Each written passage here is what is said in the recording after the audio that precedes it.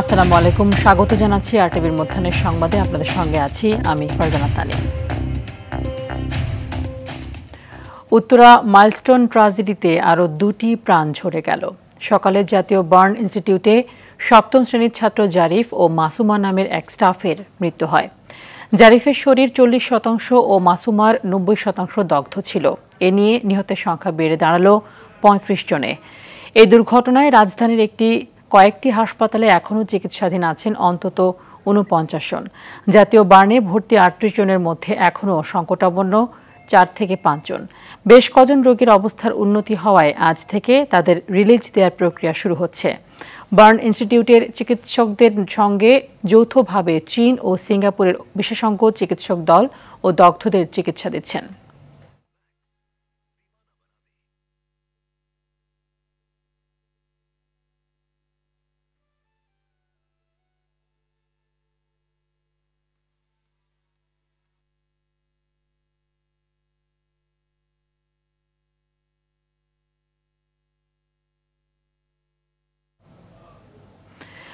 জাতীয় burn institute থেকে সরাসরি আমাদের সাথে যুক্ত হচ্ছেন সহকর্মী বিপুল দেব রায়। বিপুল, যে দুজন আজ মারা গেছেন তাদের মরদেহ পরিবারের কাছে হস্তান্তর করা হয়েছে কিনা এবং সংকটাপন্ন যে রোগীরা রয়েছেন তাদের কি অবস্থা, আর যারা সুস্থ হয়ে উঠছেন তাদেরকে রিলিজ দেওয়ার কথা রয়েছে আজকে, সেই প্রক্রিয়া কখন নাগাদ শুরু হতে পারে? তানি, প্রথমে শুরু করতে চাই, আপনি জানেন যে আজকে সকালে দুজন মারা গেছেন, তার মধ্যে জারিফের পরিবার এবং মাসুমার যে পরিবার তারা কিন্তু আসছে হাসপাতালে। আমরা কিছুক্ষণ আগে কথা বলার সুযোগ হয়েছে, বিশেষ করে জারিফের বাবার সাথে আমরা কথা বলেছি যে আসলে তাকে কোথায় নিয়ে যাওয়া হবে, কোথায় দাফন করা হবে। একটু পরিচয় দিতে চাই, জারিফ হচ্ছে উত্তরারই বাসিন্দা এবং তার বাড়ি হচ্ছে রাজবাড়ী শ্রীনগরে। তার পরিবারের পক্ষ থেকে এখনও পর্যন্ত সিদ্ধান্ত আসেনি, তবে আমাদেরকে জানিয়েছেন হয়তো তাকে রাজবাড়িতে এখান থেকে নিয়ে যাওয়া হবে পারিবারিক কবরস্থানে দাফন করার জন্য। সেই সাথে মাসুমার বিষয়ে এখনও কোনো সিদ্ধান্ত হয়নি। তার স্বামীর সাথে আমাদের কথা হয়েছে এবং গণমাধ্যম কর্মীদের সাথে তিনি তেমন একটা কথা বলতে চাচ্ছিল না। সেই জন্য তাকে কোথায় দাফন করা হবে এবং কোথায় নিয়ে যাওয়া হবে সেই বিষয়টি এখনও পর্যন্ত আমাদেরকে জানায়নি। এবং তবে আমরা যতটুকু জেনেছি যে কিছুক্ষণের মধ্যে যে শিক্ষার্থী তার লাশটি কিন্তু হস্তান্তর করা হবে, আমাদেরকে হাসপাতাল কর্তৃপক্ষ এমনটা জানিয়েছেন। সেই সাথে আরেকটা বিষয় জানিতে চাই যে আসলে 40 জনের মধ্যে 2 জন সকালে মারা যাওয়ার পর এখন 38 জন রয়েছে এখানে চিকিৎসা নিচ্ছেন, এবং এই 38 জন যারা রয়েছেন তাদের মধ্যে কয়েকজন শিক্ষার্থী এখনও সংকটাপন্ন রয়েছে এমনটা আমাদের জানিয়েছেন। তাদেরকে পর্যবেক্ষণ করার জন্য ইতিমধ্যেই সকালবেলায় কিন্তু সিঙ্গাপুর এবং চীনের যে 9 সদস্যের টিম তারা কিন্তু প্রবেশ করেছেন আমরা দেখতে পেয়েছি, এবং সেই সাথে তারা যৌথভাবে এই চিকিৎসা সেবাটি দিয়ে যাচ্ছেন। এবং চিকিৎসক একটাই কথাই বলছেন যে আসলে শিক্ষার্থীরা যারা পুড়ে গেছে অধিকাংশ যাদের 60 থেকে 70% উপরে গিয়েছে তারা সবাই কিন্তু সংকটাপন্নর মধ্যে আছে, এবং তাদের যাতে সুস্থ করার জন্য এই চিকিৎসক দল তারা যথেষ্ট পরিমাণ চেষ্টা করছেন। সেই সাথে আরেকটি বিষয়, সেটি হচ্ছে রিলিজের যে বিষয়টি, সেটি আসলে কখন নাগাদ তাদেরকে রিলিজ দেওয়া হবে এমন কোনো তথ্য এখনও হাসপাতাল কর্তৃপক্ষ আমাদেরকে জানায়নি। আমরা তাদের সাথে যোগাযোগ করার চেষ্টা করছি, তারা বলছেন যে আসলে রিলিজ দেওয়ার মতো অবস্থা হলে আমাদেরকে সেটা নিশ্চিত করবে। এবং সেই সাথে একটা যে প্রতিদিনের যে একটা সাধারণ ভাবে ব্রিফ করা হয় হাসপাতাল কর্তৃপক্ষ থেকে, সেই সময়ে ব্রিফ করার মধ্যে দিয়ে হয়তো বিস্তারিত উঠে আসবে। তানি, এই ছিল আমার কাছে সর্বশেষ তথ্য। নিশ্চয়ই পরবর্তী সংবাদে নিশ্চয়ই আপনার কাছ থেকে আরও তথ্য আমরা জানতে পারবো। ধন্যবাদ আপনাকে। বঙ্গোপসাগরে সৃষ্ট নিম্নচাপের প্রভাবে জোয়ারে উপকূলের বিভিন্ন জেলার নিম্নাঞ্চল প্লাবিত হয়েছে। চাঁদপুরের মেঘনার জোয়ারে স্বাভাবিকের চাইতে পানির উচ্চতা বেড়েছে প্রায় 3 ফুট। এতে সদর ও হামচর উপজেলার নিম্নাঞ্চলের সড়ক, পুকুর ও বসতবাড়িতে পানি ঢুকেছে। জোয়ারে নোয়াখালী দ্বীপ উপজেলা হাতিয়ার বিস্তীর্ণ এলাকা প্লাবিত হয়েছে। শুক্রবার সকালে ও রাতের জোয়ারে উপজেলার নিঝুম দ্বীপ, সুখচর, নলচিরা ও সোনাদিয়া ইউনিয়নের বেড়ি বাঁধের বাইরের এলাকা প্লাবিত হয়। এছাড়াও ঢালচর ও চর গাছিয়ায় বিস্তীর্ণ এলাকা প্লাবিত হয়েছে। এদিকে দুর্যোগপূর্ণ আবহাওয়ার কারণে হাতিয়ার সঙ্গে মূল ভূখণ্ডের নৌ যোগাযোগ বন্ধ রেখেছে প্রশাসন। জোয়ারের প্লাবিত হয়েছে ভোলা, পটুয়াখালী, ঝালকাঠি সহ উপকূলের নিচু এলাকা। এমনি পানি উঠে যাবে, এতে সাধারণ পানি না আর মনে হয় হলো বাজার কিন্তু ডুবে গেছে, রোড ঘাট মনে করেন মানুষের যাতায়াতের খুব একটা জামিলা। যদি সরকার তরফ থেকে বেরিবেরটা হয় এটা আমার মন্ত্র করে বিয়েতে বাসনি আছে, বাসনি নেই। উপকূলের পরিস্থিতি জানাতে দ্বীপ উপজেলা হাতিয়া থেকে সরাসরি যুক্ত হচ্ছেন সহকর্মী ইসমাইল হোসেন কিরণ। জোয়ারের প্রভাবে হাতিয়ার এখন কি অবস্থা এবং কোন কোন এলাকা বেশি পানিতে নিমজ্জিত রয়েছে? জি ধন্যবাদ তানি আপনাকে। আপনি যেমনটি বলছিলেন দুর্যোগপূর্ণ হওয়ার কারণে হাতিয়াতে মুষলধারে বৃষ্টি হয়েছে, দমকা হাওয়া বয়ে গেছে। কিছুক্ষণ আগে বৃষ্টি থেমে গেলে রোদ্রে উজ্জ্বল পরিবেশ এখানে বিরাজ করছে। এদিকে বৈরী আবহাওয়ার কারণে সাগর খুবই উত্তাল হয়েছে। হাতিয়ার সাথে মূল ভূখণ্ডের সকল ধরনের নৌযোগাযোগ বন্ধ করে দিয়েছে উপজেলা প্রশাসনের পক্ষ থেকে। আমি এখন আছি হাতিয়া সূর্যমুখী ঘাটে। আমার পিছনে দেখতে পাচ্ছেন অসংখ্য মাছ ধরা ট্রলার নিরাপদে আশ্রয় নিয়েছেন। তারা তাদের ঘাটে অবস্থান করছেন। বৈরী আবহাওয়ার কারণে সাগর উত্তাল থাকায় তারা নদীতে গিয়ে মাছ শিকার করতে পারছেন না। প্রচন্ড ঢেউ উপচে পড়ছে নদীতে। তারা তাদের অবস্থান নিরাপদ মনে করছেন না বিধায় গতকালকে থেকে এবং গত রাত থেকে তারা ঘাটে এসে অবস্থান করছেন। এদিকে নিম্নচাপের কারণে অস্বাভাবিক জোয়ারে তলিয়ে গেছে হাতিয়ার বিস্তীর্ণ এলাকা, বিশেষ করে নিজুম দ্বীপ, সরগাছিয়া, ডালশহর এইসব এলাকায় বেড়িবাঁধ না থাকার কারণে অস্বাভাবিক জোয়ারে 3 থেকে 4 ফুট পানির নিচে তলিয়ে গেছে। গতকালকে এবং গত রাতেই অস্বাভাবিক জোয়ারে এসব এলাকা 4 থেকে 5 ফুট পানির নিচে তলিয়ে গেছে। কিছুক্ষণ আগে জোয়ার এসেছে নদীতে, এখনই প্লাবিত হওয়ার মতো ঘটনা ঘটেনি। তবে দুপুর 1টার পর থেকে এসব এলাকা আবার পুনরায় প্লাবিত হওয়ার আশঙ্কা করছেন স্থানীয়রা। আপনারা জানেন যে হাতিয়ার মূল ভূখণ্ডের বাইরেও বেশ কিছু চরাঞ্চলে এই অর্ধলক্ষাধিক লোক বসবাস করে, বিশেষ করে সরগাছিয়া, ডালশহর এবং নিজুম দ্বীপ। এখানে বেড়িবাঁধ না থাকায় অস্বাভাবিক জোয়ারে সহজে প্লাবিত হয়ে যায়। আমি কথা বলছি গতকালকে এবং আজকে বিভিন্ন বাসিন্দাদের সাথে, তারা আমাকে জানিয়েছেন যে অস্বাভাবিক জোয়ারে রাত্রে এবং দিনে নিজুম দ্বীপের প্রধান সড়কটি 3 থেকে 4 ফুট পানির নিচে তলিয়ে যায়। এতে করে বিস্তীর্ণ এলাকার মানুষের পুকুরের মাছ ভেসে গেছে, মানুষের ঘরবাড়ি ভেসে যাওয়ার মতো উপক্রম হয়েছে। এদিকে আমি এখন আছি হাতিয়া সূর্যমুখী ঘাটে। এখানে বৈরী হওয়ার কারণে মাছ ধরা ট্রলারগুলো নিরাপদে আশ্রয় নিয়েছে। আমি কথা বলছি জেলেদের সাথে, তারা আমাকে বলেছেন এখন ভরা মৌসুম, তারা ঘাটে অবস্থান করছেন। বৈরী হওয়ার কারণে নদীতে যেতে পারছেন না। আগামী 2-3 দিনের মধ্যেই আবহাওয়া স্বাভাবিক হলে পরে তারা সাগরে গিয়ে মাছ ধরা ব্যস্ত সময় পার করবেন। এ ছিল আমার কাছে হাতিয়া থেকে বৈরী আবহাওয়া সর্বশেষ। তানি,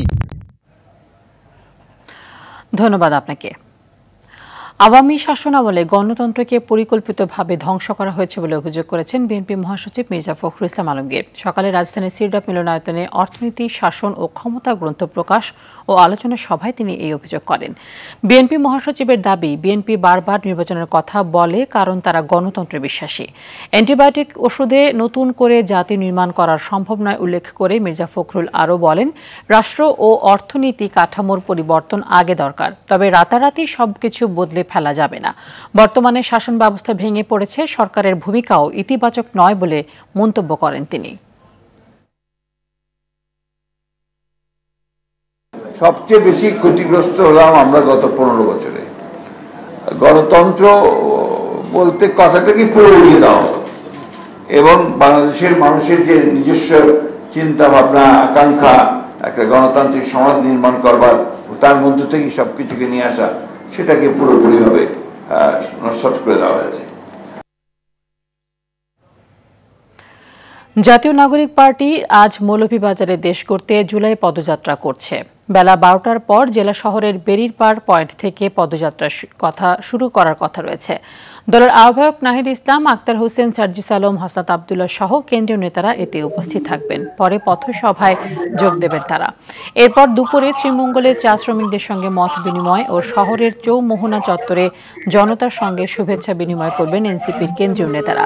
কর্মসূচি ঘিরে সব ধরনের প্রস্তুতি নেওয়ার কথা জানায় দলটির জেলা শাখার প্রধান সমন্বয়কারী ফাহাদ আলম।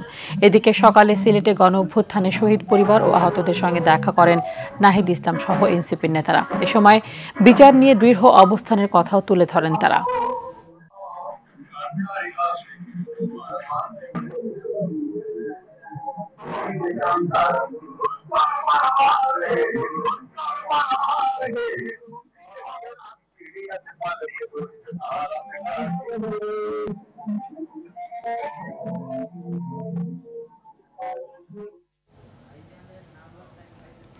এ বিষয়ে আরো জানাতে মৌলভীবাজারে আছেন সহকর্মী চৌধুরী ভাস্কর হোম, সরাসরি যুক্ত হচ্ছেন তিনি। ভাস্কর, মৌলভীবাজারে জাতীয় নাগরিক পার্টির পদযাত্রা এবং পথসভা সম্পর্কে বিস্তারিত জানাবেন।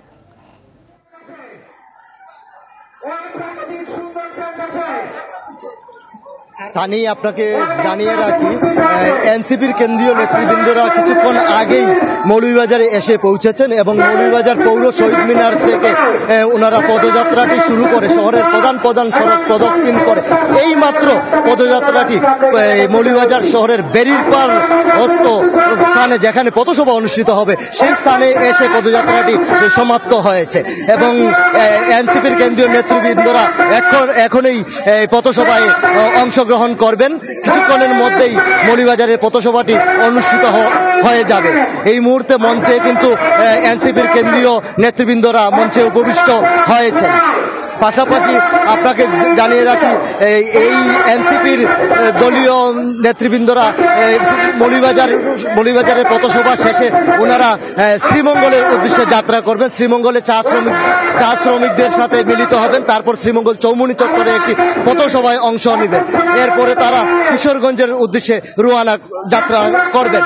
সব মিলিয়ে এখন পর্যন্ত কিন্তু এনসিপির এই পথসভাকে ঘিরে বিভিন্ন শ্রেণী পেশার মানুষেরা এই পথসভায় অংশগ্রহণ করেছেন। পাশাপাশি প্রশাসনের নজরদারি ছিল চোখে লক্ষ্য করার মতো।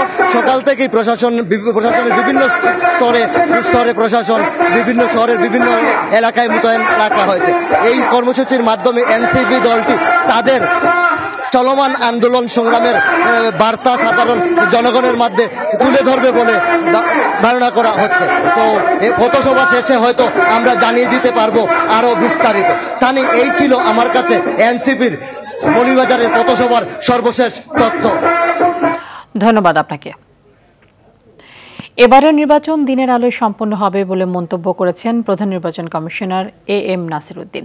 সকালে খুলনা নগরীর নূরনগর আঞ্চলিক নির্বাচন কর্মকর্তার কার্যালয়ে ত্রয়োদশ জাতীয় সংসদ নির্বাচন উপলক্ষে খুলনা অঞ্চলের নির্বাচন কর্মকর্তাদের সঙ্গে মত বিনিময় সভায় তিনি এই মন্তব্য করেন। এ সময় তিনি আরও বলেন, সোশ্যাল মিডিয়া ও AI এর অপব্যবহার অস্ত্রের চেয়েও মারাত্মক। সোশ্যাল মিডিয়ায় দেয়া অপতথ্য ও ভুল তথ্যের বিষয়ে গণমাধ্যম কর্মীদের সহযোগিতা চান প্রধান নির্বাচন কমিশনার।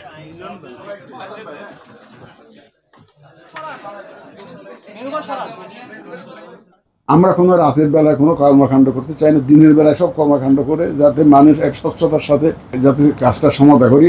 তাহলে হয় কি, মানুষ স্বচ্ছতা যদি এনশিওর করা যায় মানুষের কাছে এটা গ্রহণযোগ্য হয়। এটা একটা আমাদের একটা চেষ্টা থাকবে যে সোশ্যাল মিডিয়াতে যে অপপ্রচার হচ্ছে, অপতথ্য এবং ভুল তথ্য দেওয়া হয়, এই ব্যাপারে আপনারা একটু দয়া করে আমাদেরকে সাহায্য করুন। আপনাদের জাতীয় প্রেস ক্লাবে জিয়া পরিষদ আয়োজিত জুলাই বিপ্লব প্রত্যাশা ও প্রাপ্তি বিষয়ক আলোচনা সভায় বক্তব্য রাখছেন বিএনপি মহাসচিব মির্জা ফখরুল ইসলাম আলমগীর। আমরা সরাসরি চলে যাচ্ছি সেখানে। তাদের স্ট্রাকচার সেটাকে তারা বিনষ্ট করেছে, অর্থনীতিকে ধ্বংস করেছে, আমরা সেটা সবাই জানি। এখন যেটা প্রয়োজন, বর্তমান যে অন্তর্বর্তীকালীন সরকার প্রফেসর ডক্টর ইউনূসের নেতৃত্বে কাজ করছেন, একটা সংস্কারের মধ্য দিয়ে আপনার গণতন্ত্রে ফিরে যাওয়া, এই বিষয়টাই একটি প্রধান বিষয়। আমরা এটা আগেই উপলব্ধি করেছিলাম।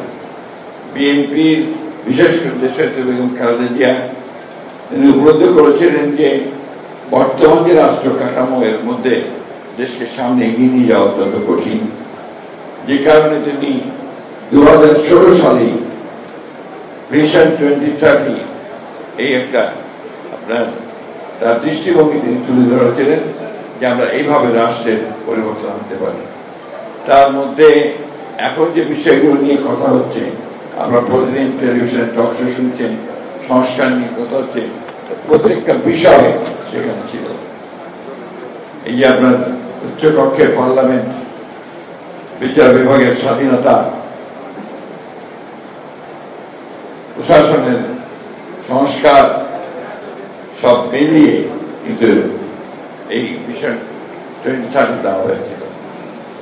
একইভাবে আমাদের নেতা যেমন তারেক রহমান সাহেব, তিনি 2022 সালে 31 দফা কর্মসূচি দিয়েছিলেন, এটার মধ্যে আমূল রাজনৈতিক ও অর্থনৈতিক পরিকল্পনার কথা বলা হয়েছে, এই পরিবর্তনের কথা বলা হয়েছে। এখন রাতারাতি সম্ভব না। অনেকে মনে করছেন যে কয়েকজন লোক সংস্কার যারা করছেন তারা কতগুলো বৈঠক করে আপনার সংস্কারে কত বিষয় নিয়ে এসে জনগণকে দিয়ে দিলেন আর সংস্কার হয়ে গেল, সেভাবে সংস্কার হয় না। মধ্যাহ্নের সংবাদ এ পর্যন্তই। দুপুরের সংবাদ 1:45 দেখার আমন্ত্রণ রইল। ধন্যবাদ সবাইকে।